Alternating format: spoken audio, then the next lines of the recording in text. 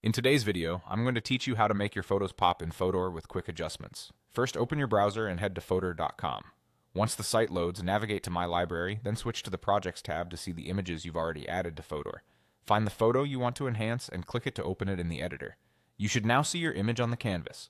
At the top left, in the middle area of the toolbar, click Adjust.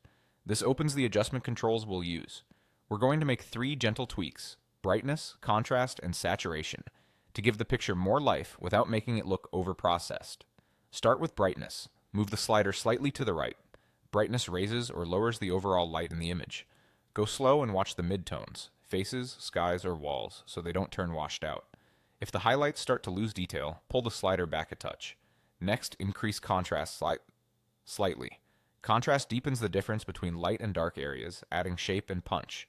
Small moves go a long way here. You're aiming for cleaner separation and crisper edges, not crushed shadows. If blacks start to look too heavy, reduce the adjustment a little. Then increase saturation slightly.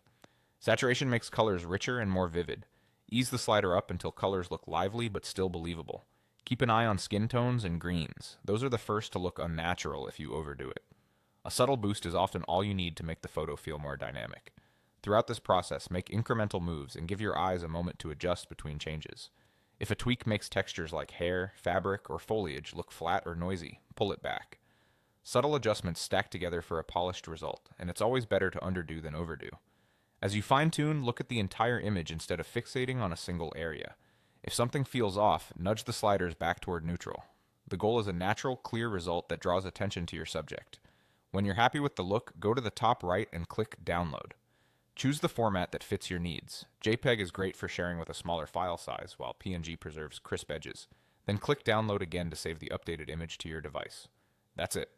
With a few careful adjustments, brightness, contrast, and saturation, you've made your image pop with more color and focus, all in just a couple of minutes.